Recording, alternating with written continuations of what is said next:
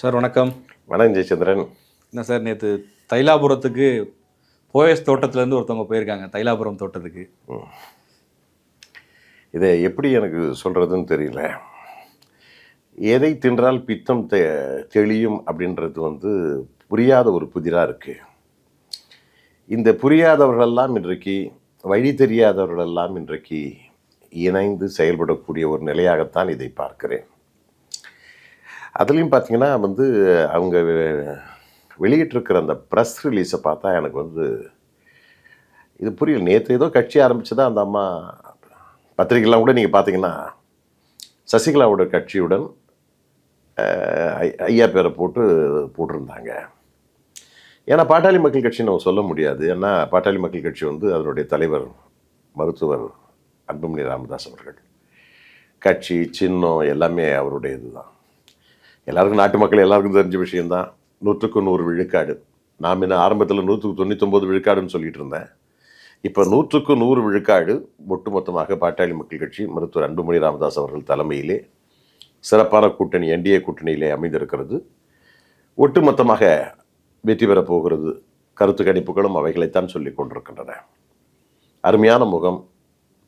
என்டிஏவினுடைய அடையாளத்துக்கு மருத்துவர் அன்புமணி ராமதாஸ் ஒரு அடையாளமாக கருதப்படுகிறார். தமிழகத்தில் இந்த வெற்றிக்கும் அவர் ஒரு காரணியாக, மிகப்பெரிய காரணியாக அமைவார் என்று சொல்லக்கூடியது. இந்த சூழ்நிலையில் அது வெளியிட்டிருந்த அந்த லெட்டர் பேடில் பார்த்தீங்கன்னா ஜெயச்சந்திரன், அவங்க சொல்லியிருக்கிற காரணம், இணைந்ததற்கான சொல்லியிருக்கிற காரணம் தமிழ் மக்களுடைய நலன், தமிழர்களுடைய நலன், அப்புறம் மேம்பாடு ஏதோ சொன்னாங்க. அதுக்கப்புறம் தன்னாட்சியை மேம்படுத்துதல் அப்படின்னு ஒன்று சொன்னாங்க. எனக்கு புரியாத ஒரு புதிய தன்னாட்சி என்றால் என்ன என்று சசிகலா கிட்ட கேட்கணும்.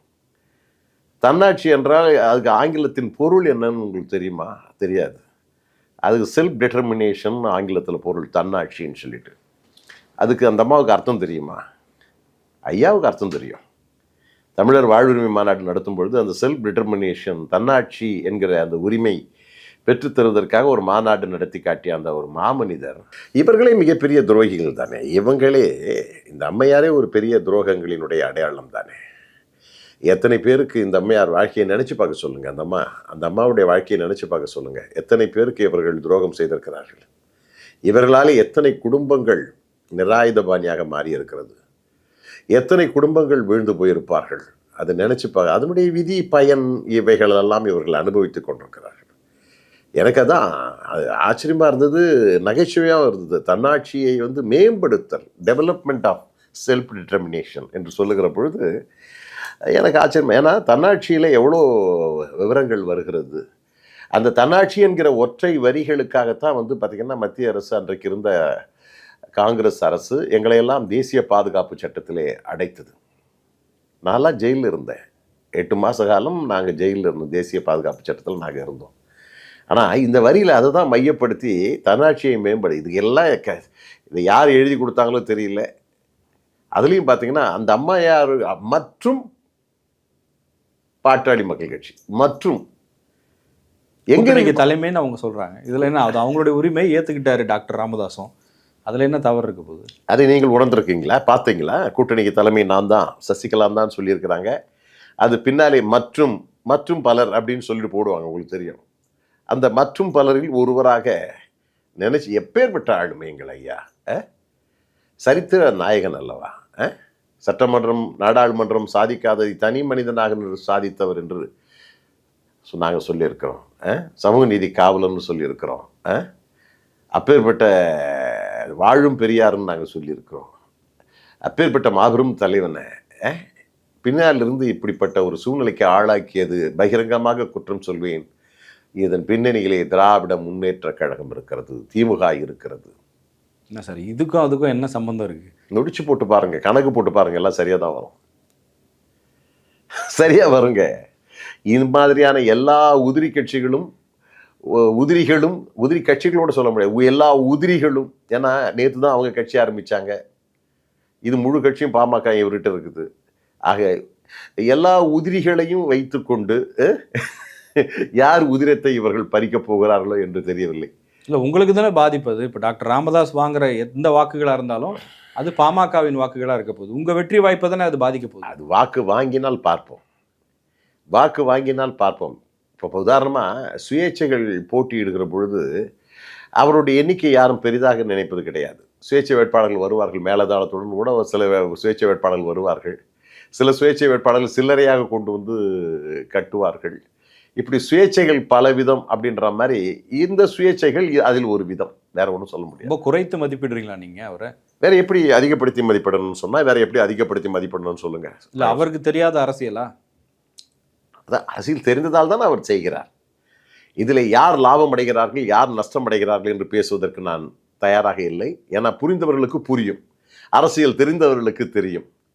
ஏன்னா எல்லா சூழ்நிலைகளிலும் இன்றைக்கு தோல்வி அடைந்து நிராயுதபாணியாக இருக்கிற இந்த சூழ்நிலையில் ஒரு ஒப்பந்தம் போடப்படுகிறது என்று சொன்னால் அந்த ஒப்பந்தத்தினுடைய பொருள் என்ன என்று தான் எனக்கு கேட்க தோன்றுகிறது. நானே இந்த தொலைக்காட்சி நிகழ்ச்சிகளில் கலந்துக்கல. ஏன்னா நீங்கள்லாம் ஒரு நம்பிக்கைக்குரியவர்கள் என்பதோடு மட்டுமல்லாமல் ஒரு நல்ல ஊடகங்கள், இந்த ஊடகங்கள் மத்தியில் வெளிப்படையாக பேசுகிற வேண்டும் என்கிற ஒரு எண்ணம் தான். இது ஒரு புரிதல் வேண்டும். யாருமே பேசலைன்னா அது நல்லா இருக்காதுன்றதுக்காக தான் இதை பேசி தீர்க்க வேண்டும் என்பதற்காக உங்கள் மத்தியிலே நான் பேசுகிறேனே தவிர இது உண்மையை தவிர வேறொன்றுமில்லை. ஏனென்று சொன்னால் அரசியல் ஒரு புனிதமானது. அரசியலை பொறுத்தவரையிலே இன்றைக்கு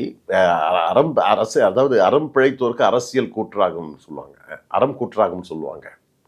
அந்த மாதிரி அறம் சார்ந்த அரசியல் நான் ஆரம்பத்திலேருந்தே சொல்லுகிறேன்.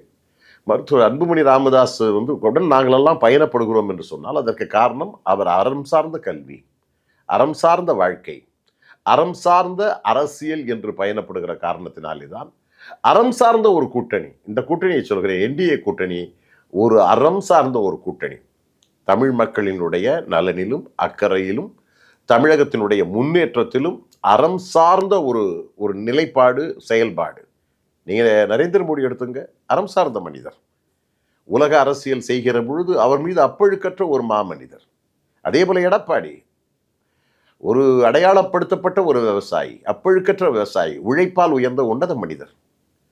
அதுக்கு பிறகு அன்புமணி ராமதாஸ் 36 வயதிலேயே உலகம் போற்றக்கூடிய அளவிற்கு சுகாதார திட்டங்களை நானிலம் முழுக்க பரப்பி ஐநா மன்றமே புகழ்ந்து பாராட்டி இருக்கிறது. அமெரிக்காவினுடைய சுகாதாரத்துறையே பாராட்டி இருக்கிறது. உலகமே வியந்து பாராட்டக்கூடியது. 108 அந்த ஆம்புலன்ஸே அதற்கு இன்றளவும் சாட்சியாக இருந்து கொண்டிருக்கிறது. இன்றைக்கு ஆயிரக்கணக்கான உயிர்கள் இன்றைக்கு மீட்டு வரப்படுகின்றன, காப்பாற்றப்படுகின்றன என்று சொன்னால் இவருடைய திட்டங்கள், இப்படிப்பட்ட அந்த இளைஞர் தினத்திலே உருவான அந்த திட்டங்கள் தான் அவர் மீது எங்களுக்கு நம்பிக்கை, ஒரு ஈர்ப்பு. இப்படிப்பட்ட அபூர்வமான மனிதர்களாலே அரசியல் செய்யப்பட வேண்டும், அதை எங்களை போன்றவர்கள் அதன் பின்னாலே இருந்து செயல்பட வேண்டும் என்கிற எண்ணம் தான் இன்றைக்கு வந்திருக்கிறது. அதனாலே தான் இன்றைக்கு நாங்கள் தேசிய ஜனநாயக கூட்டணியை ஆதரிக்கிறோம். தமிழக மக்கள் இன்றைக்கு அந்த முடிவுக்கு வந்திருக்கிறார்கள் என்று சொன்னால் அதற்கு காரணமே என்ன? நல்லவர்கள் இணைந்திருக்கிறார்கள், நல்ல இயக்கங்கள் இணைந்திருக்கின்றன, மக்கள் பால் அன்பு கொண்டிருக்கிற இயக்கங்கள் இருக்கின்றன. உதாரணமாக பார்த்தீங்கன்னா எடப்பாடி பழனிசாமி. அந்த எடப்பாடி கடந்த 2021 தேர்தலிலே பல தொகுதிகளிலே 500, 1000 நீங்களே பல முறை எடுத்திருக்கிறீங்க. 500 வாக்குகள், 1000 வாக்குகள், 2000 வாக்குகளிலே ஏறக்குறைய 20க்கும் மேற்பட்ட 30க்கும் மேற்பட்ட தொகுதிகள். அந்த தொகுதியில் இப்படி திரும்பி இருந்தால் 3வது முறையாக இன்றைக்கு எடப்பாடி பழனிசாமியும் அதிமுகவினுடைய ஆட்சி 3வது முறையாக அமைஞ்சிருக்கும் வரலாற்றிலே. அதிமுக திமுக மாறி மாறி வந்த தமிழக அரசியலிலே எப்படி அதிமுகவாலே 2வது முறை வர முடிந்தது, 3வது முறையாக முயற்சி செய்ய முடிந்தது?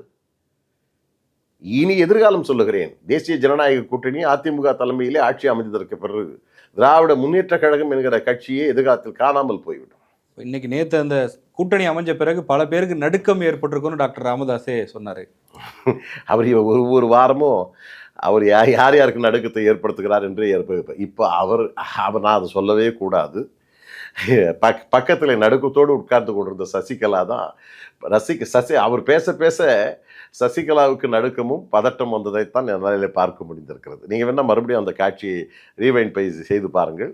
அவர் பேசிக்கொண்டே இருக்கிறார், பக்கத்திலே பதட்டத்திலே நடுக்கத்திலே சசிகலா தான் இருந்து கொண்டிருக்கிறார். அதைத்தான் சொல்லி உங்களுக்கு என்ன இருக்குது சார்? இப்போ அவங்க தைரியமாக இப்போது இத்தனை கூட்டணி இருக்குது, அங்கே தேசிய கட்சிகள் இருக்குது, மாநில கட்சிகள் எல்லாம் இருந்தோம், அவங்க 2 பேரும் துணிச்சலாக கிளம்புறாங்கிறாங்கன்னு தானே பார்க்கணும். சகிப்புத்தன்மை இல்லை, டாலரன்சி. அதுதான் அவருடைய வார்த்தையில வெளிப்படுது, துரோக செயலுடைய. அதாவது எடப்பாடி சசிகலா எப்படி இருந்தார்? அம்மையார் ஜெயலலிதாவினுடைய பணிப்பெண்ணாக இருந்தார்.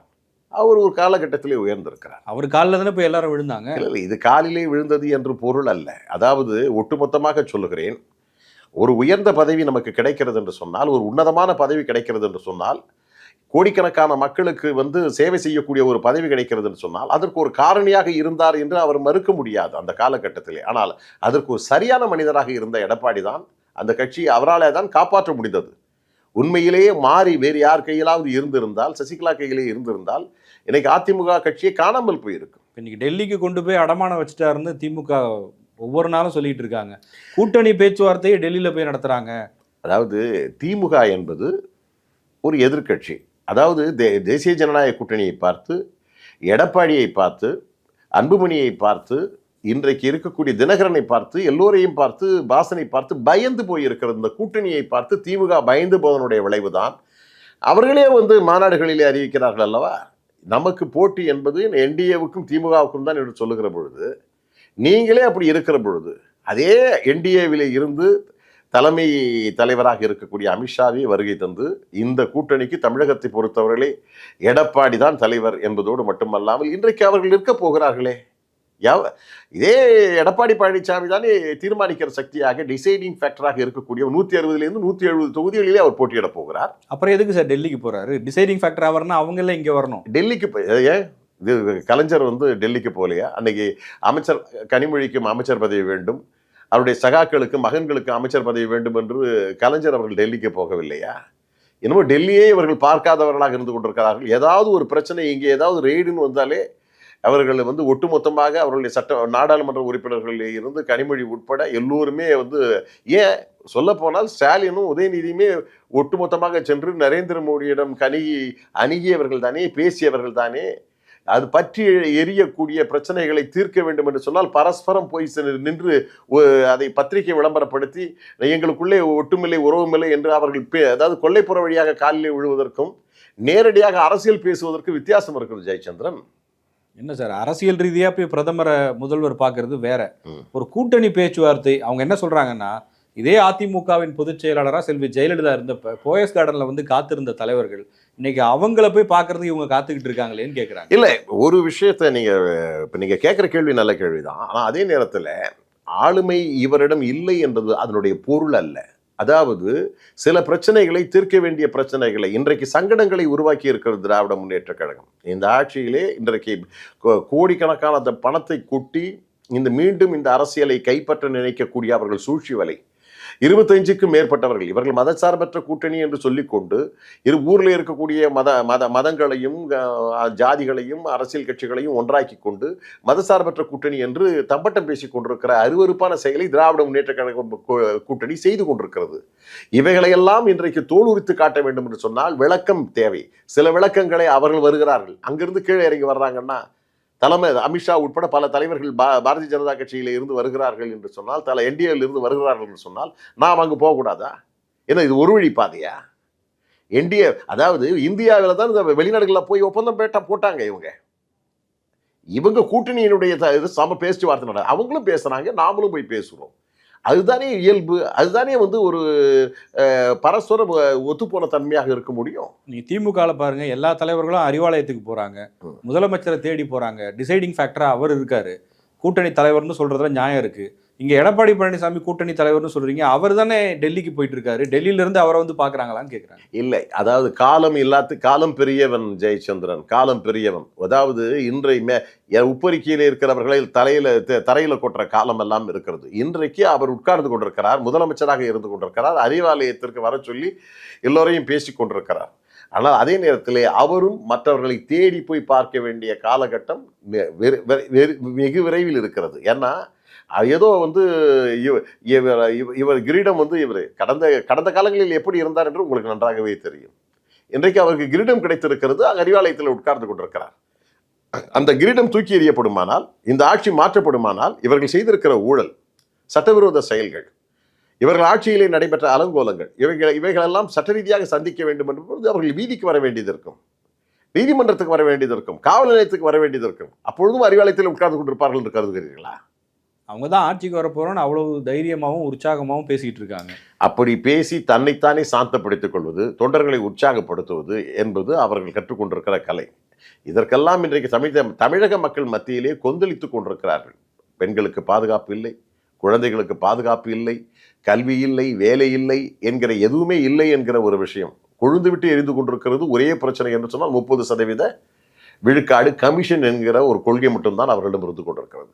திராவிட முன்னேற்ற கழக ஆட்சி மாற்றத்தை கொடுப்போம் என்று சொல்லி அவர்கள் வந்து இன்னைக்கு ஒட்டுமொத்தமாக இன்றைக்கு சமீபத்தில் எல்லோரையும் கையேந்த வைத்து விட்டார்கள். அனைத்து இந்திய அண்ணா திராவிடம் போடுகிற ஒவ்வொரு திட்டங்களையும் சொல்லுகிறேன். அந்த திட்டங்களைத்தான் திருடி திராவிட முன்னேற்ற கழகம் திட்டங்களை அதற்கு பெயர் மாற்றம் செய்திருக்கிறார்களே தவிர, தமிழக அரசியல் வரலாற்றிலே நீங்கள் பார்க்க போனால் அனைத்து இந்திய அண்ணா திராவிட முன்னேற்ற கழகம் தான் சமுதாயத்தையே புரட்டி மாற்றி போடக்கூடிய பல்வேறு திட்டங்களை கொண்டு வந்திருக்கிறது. அது சத்துணவு திட்டம், புரட்சித் தலைவருடைய சத்துணவு திட்டமாக இருந்தாலும் சரி, ஜெயலலிதா அம்மையார் அவர்கள் கல்விக்காக வழங்கிய பல்வேறு திட்டங்களாக இருந்தாலும், சைக்கிளாக இருந்தாலும் சரி, கம்ப்யூட்டராக இருந்தாலும் சரி, பல உதவிகளை இன்றைக்கு பார்த்து பார்த்து பார்த்து அனைத்து இந்திய அண்ணா திராவிட முன்னேற்ற கழகம் செதுக்கிய திட்டங்களை கைவிடாமல் செய்வதே பெரிய காரியமாகத்தான் திராவிட முன்னேற்ற கழகம் செய்து கொண்டிருக்கிறது. இதே அதிமுகவே ஆட்சி பொறுப்பில் இருந்தால் அவர்கள் நிச்சயமாக மக்களை சார்ந்து அரசியல் செய்வார்கள் என்பதை மக்களுக்கு தெரியும். அதனாலே தான் சொல்லுகிறார்கள், இன்றைக்கு தேவையில்லை திராவிட முன்னேற்ற கழகம், தேவை அனைத்து இந்திய அண்ணா திராவிட முன்னேற்ற கழக தலைமையிலே இருக்கக்கூடிய கூட்டணி தேவை என்கிற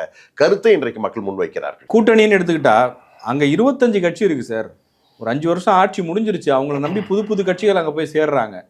எத்தனை கட்சி இந்த பக்கம் வந்திருக்குன்ற கேள்வியும் இருக்கு. 25 கட்சிகளுடைய பெயர் உங்களால் கடகடன்னு சொல்ல முடியுமா? ஒண்ணுமே சொல்ல முடியாது. ஏன்னா அவர்களுக்கே தெரியாது. இதையே திருப்பி நீங்கள் அங்கே ஸ்டாலின் கிட்டே உங்ககிட்ட இருக்கிற கட்சிகளுடைய பெயர்களை சொல்லுங்கள் என்று சொன்னால் தெரியாது. ஏன்னா அவ்வளவு கட்சிகள் எண்ணிக்கை பலமே தவிர அங்கே அவர்கள் மக்கள் பலம் சக்தி வாய்ந்த ஒரு கட்சிகளையும் நீங்கள் காட்ட முடியாது. நீங்கள் மக்கள் நல கூட்டணியைத்தான் இன்றைக்கு திசை மாற்றி மடை மாற்றி அவர்கள் கொண்டு போய் வைத்திருக்கிறார்கள். அந்த மக்கள் நல கூட்டணி 2016 வாங்கிய வாக்குகள் சதவீதம் எல்லாமே உங்களுக்கு நன்றாகவே தெரியும். இந்திய கம்யூனிஸ்ட் கட்சியாக இருந்தாலும் சரி, மார்க்சிஸ்ட் கம்யூனிஸ்ட் கட்சியாக இருந்தாலும் சரி, விடுதலை சிறுத்தைகளாக இருந்தாலும் சரி, இதே தேமுதிக அதை கழுத தேய்ச்சி கட்டெரும்பான மாதிரி அது அப்படியே எல்லாமே தேய்ந்து போய் தன்னைத்தானே அவர்கள் வேறு வகையிலே வளர்த்து கொண்டிருக்கிறார்கள். இதே எப்படி இப்போ கம்யூனிஸ்டுகள் என்றால் எப்படிப்பட்டவர்களாக இருப்பார்கள்? தியாக நலம் புரிந்தவர்களாக. எனக்கு ரொம்ப கம்யூனிஸ்டுகள் ரொம்ப பிடிக்கும். நான் தொலைக்காட்சி விவாதங்களிலே கூட மார்க்சிஸ்ட் கம்யூனிஸ்ட் கட்சி, இந்திய கம்யூனிஸ்ட் கட்சி போன்றவர்களை தலைவர்களை வளர்த்து விடுவேன் என்று சொன்னால், அப்படிப்பட்ட தலைவர்களை எல்லாம் இன்றைக்கு கலங்கப்படுத்தி தங்கள் கைவசம் வைத்துக்கொண்டு அவர்களையும் அந்த ஊழலிலே திளைக்க வைத்து அவர்கள் கையிலும் பணத்தை கொடுத்து திணித்து இப்படிப்பட்ட அட்டகாசத்தை செய்திருக்கிறார்கள். சொல்லப்போனால் நீங்கள் வந்து பார்த்தீங்கன்னா அவர்களுடைய எலெக்ஷன் கமிஷன்லேயும் வருமான வரித்துறையிலையும் இவங்க காட்டியிருக்கிற கணக்கு என்னன்னா, தங்கள் கட்சிக்கு கூட்டணி கட்சிக்காரர்களுக்கு எவ்வளவு பணம் கொடுத்தேன் என்பதை அவர்கள் போட்டு, இந்திய கம்யூனிஸ்ட் கட்சி பணம் வாங்கி இருக்கிறது, மார்க்சிஸ்ட் கம்யூனிஸ்ட் பணம் வாங்கி இருக்கிறது, விடுதலை சிறுத்தைகளை எவ்வளவு கொடுத்தோம் அப்படின்னு போட்டிருக்கிறது, வருங்காலத்தில் தேமுதிகவுக்கு எவ்வளவு கொடுத்தோன்றதையும் அவங்க அதை மொத்தத்தையும் காட்டலாம் கூட அதை காட்டுவார்கள். இதை வாங்கி இருக்கிறார்கள். இதை வாங்கியதற்கு பிறகு அவர்கள் வீரவேசம் பேசுவதிலே எப்படி இருக்கு சொல்லுங்க. ஆகவே அவர்கள் பணத்தை கொடுத்து இருக்கிற கட்சிகளை விலைக்கு வாங்கி வைத்திருக்கிறார்கள் என்பதுதான் பொருள். அது கடந்த தேர்தலிலும் சாட்சி, இந்த சாட்சி இப்பவும் சொல்றேன். அவங்களுடைய மனசாட்சிக்கே தெரியும்னு நினைக்கிறேன். இறுதியாக ஒரு கேள்வி சார். இப்போ பாமக, பிஜேபி, அதிமுக எல்லாம் சேர்ந்து ஒரு கூட்டணியாக இருந்தாலும் தாவேகா அந்த அணிக்கு வரணும்னு நிறைய பேர் பேசிட்டு இருந்தாங்க. பிஜேபி லீடர்ஸ் எல்லாம் வரலன்னு சொல்லிட்டாரு விஜய். அது நாம சொல்ல வேண்டிய அவசியம் இல்லை. அதை அண்ணன் எடப்பாடியார் அவர்கள் தெளிவுபட சொல்லியிருக்கிறார். யாரும் அதை பற்றி பேசவும் இல்லை. அவர்கள் தரப்பிலே தான் அதை பற்றி அவர்கள் மிகைப்படுத்தி ஏதாவது பொதுக்கூட்டத்தில் பேசுகிற மாதிரி அதோ அர்ஜுன் மாதிரி போன்றவர்கள் எல்லாம் எங்களுக்கு அது கொடுக்குறேன்னு சொன்னாங்க, இது கொடுக்குறேன்னு சொன்னாங்க பேசுகிறாங்களே தவிர அதிகாரப்பூர்வமாக எந்த வகையிலும் பாஜக பேச்சுவார்த்தை நடத்தவில்லை, எடப்பாடியார் பேச்சுவார்த்தை நடத்தவில்லை என்று சொன்னால் அவர்களுடைய பலமே அவர்களுக்கு தெரியாத ஒரு சூழ்நிலையில் யார் என்ன பேச்சு நடத்துவார்கள் என்று தெரியவில்லை. ஒருவேளை எதிர்காலத்திலே பேசுவதற்கு வாய்ப்பு இருக்கிறது. ஒருவேளை எனக்கு 6% இருக்கிறது, 7% இருக்கிறது, 10 இருக்கிறது, 15 இருக்கிறது என்று அவர்கள் வந்தார்கள் என்று சொன்னால் அதை சார்ந்து பேசுவார்கள். இதுதான் அரசியலில் இருக்கக்கூடிய வழக்கமான நெறிமுறைகள்.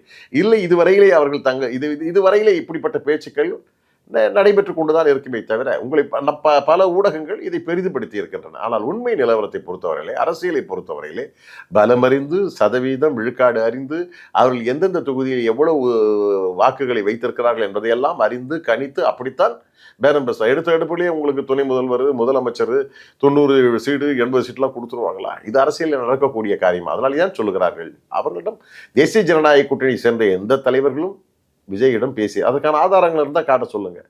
திமுக கிட்ட சொல்லுங்க, வேற யார்கிட்ட சொல்லுங்க. பேசுகிற அவர்கிட்ட கேட்க சொல்லுங்க. ஒரு ஆதாரமாவது இருந்தால் காட்ட சொல்லுங்க. நன்றி சார். நன்றி.